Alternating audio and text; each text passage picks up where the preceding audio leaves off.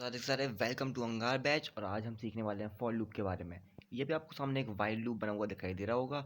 और while loop का syntax ऐसा होता है, वाइल लिखते हैं कि जब तक ये कंडीशन ट्रू है, ये कंडीशन सच है, तब तक ये जो कर्ली ब्रैकेट्स के अंदर जो लिखा हुआ है स्टेटमेंट्स उन सबको करते रहो। ठीक है, तो अब हम इसको फॉर लूप में कैसे कन्वर्ट करेंगे, एक एग्जाम्पल लेते हैं पहले। तो ठीक है, जल्दी से लिख देता हूँ। पहले तो ये देखो कि मैंने यहाँ पे कुछ इंस्ट्रक्शंस लिखे हुए हैं। आई की वैल्यू स्टार्टिंग में 1 है।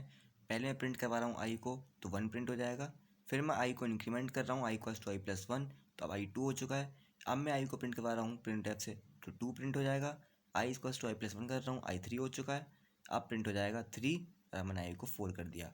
तो मैं यहाँ पे कर क्या रहा हूँ, मैं ये 4-5 इंस्ट्रक्शंस लिख रहा हूँ सिर्फ एक काम कराने के लिए, 1 2 और 3 प्रिंट कराने के लिए। ठीक है, ये इतने सारे इंस्ट्रक्शन मेरे को लिखने पड़े। अब देखो, हम कैसे पता करेंगे कि हमको लूप यूज़ कब करना है, ये वाइल लूप या फिर ऐसा कोई भी लूप हमें कब यूज़ करना है, जब हमें कोई भी चीज़ हमारे क्वेश्चन में रिपीट होती हुई दिखाई दे। अगर हम ध्यान से देखें तो ये दो लाइन्स हम बार बार रिपीट कर रहे हैं, प्रिंट करो आई को और आई को इंक्रीमेंट करो। देखो कि हमें रिपीट करना बार बार, तो इस चीज़ को, ये जो स्टेटमेंट्स हैं इसको हम लिखेंगे, जो रिपीट हो रहे हैं उसे हम लिखेंगे यहाँ पे। और कब तक कर रहे हैं, जब तक हमारा आई जो है वो 3 से बड़ा नहीं हो जा रहा। कब तक, जो कंडीशन है कि आई हमारा जब तक वो 3 से छोटा है तब तक ही हम ये सब करते रहेंगे। अगर बड़ा हो जाएगा तो कंडीशन फॉल्स हो जाएगी। ओके, इसको एक बार लिख देते हैं। तो ये देखने में कुछ ऐसा दिखेगा, बहुत सिंपल। आई इक्वल्स टू 1 लिखा है, आई लेस देन 3 लिया है, और प्रिंट करेंगे आई को, और फिर आई को इक्वल्स टू आई प्लस 1 कर देंगे। और ये चीज़ होती रहेगी जब तक हमारा आई 4 नहीं हो जा रहा। जैसे ही आई 4 होगा, लेस देन 3 वाली कंडीशन फॉल्स हो जाएगी, और हम इसको बाहर लेके आए, actually less than equals to कर देंगे। 3 पर भी काम करना चाहिए। ठीक है, 3 से बड़ा होने पर काम नहीं करेगा। 1 2 3 प्रिंट कर देगा, उसके आगे नहीं प्रिंट करेगा। ओके, अब अगर इसको हमको फॉर लूप से कन्वर्ट करना है, फॉर लूप में कन्वर्ट करना है, तो फॉर लूप में कन्वर्ट कैसे करूँगा, देखो सिंपल सा तरीका है, बहुत सिंपल। ठीक है, इसको रट लो एकदम।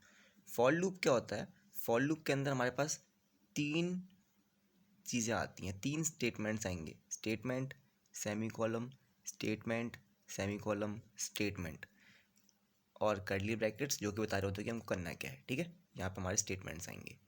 अब ये 3 स्टेटमेंट क्या है, ये स्टेटमेंट है एकदम स्टार्टिंग हमें कहाँ से करनी है, स्टार्टिंग कहाँ से करनी है, मतलब ये स्टेटमेंट जाएगा यहाँ पे।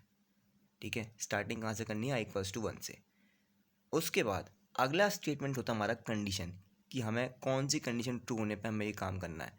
जैसे कि वाइल लूप में है ना, सेम वैसे ही। तो ये कंडीशन जाएगी तुम्हारे सेकंड ब्लॉक में। ठीक है, सेकंड ब्लॉक में क्या जाएगी, कंडीशन की लूप कब तक करना है हमें। उसके बाद हमें at the end of loop क्या करना है, प्रिंट करने के बाद एट द एंड क्या करना है, I is equals to I plus 1 करना है। तो एट द एंड जो हमें चीज़ करनी है वो जाती है हमारे आखिरी के स्टेटमेंट में। तो अगर मैं इसको, अच्छा, और हमें करना क्या, बेसिकली हमें सिंपली प्रिंट करना है, राइट। तो यहाँ पे प्रिंट वाला स्टेटमेंट हमारा सीधे इस बॉडी के अंदर चला जाएगा। इसको एक बार लिख के देखते हैं कैसा दिखेगा। सिंपली ऐसे हम इसको लिख देंगे तो वही काम करेगा ये, जो कि हमारा ये वाइल लूप कर रहा था। सेम वही चीज़ है। स्टार्टिंग कहाँ से करनी है, वो पहला पैरामीटर में जाएगा। कंडीशन जो होगी लूप चलाने की वो सेकंड पैरामीटर में जाएगी। और जो हमें एंड का काम जो करना है, एंड का जो एक्सप्रेशन एवेल्यूट करना है जिस पर लूप आगे बढ़ेगा, वो जाएगा हमारा एंड में। ठीक है, ध्यान से देखो, ये है हमारा सिंपल सा फॉर लूप का सिंटेक्स। वाइल लूप से जो कर सकते हैं वही फॉर लूप से कर सकते हैं, कोई अंतर नहीं है।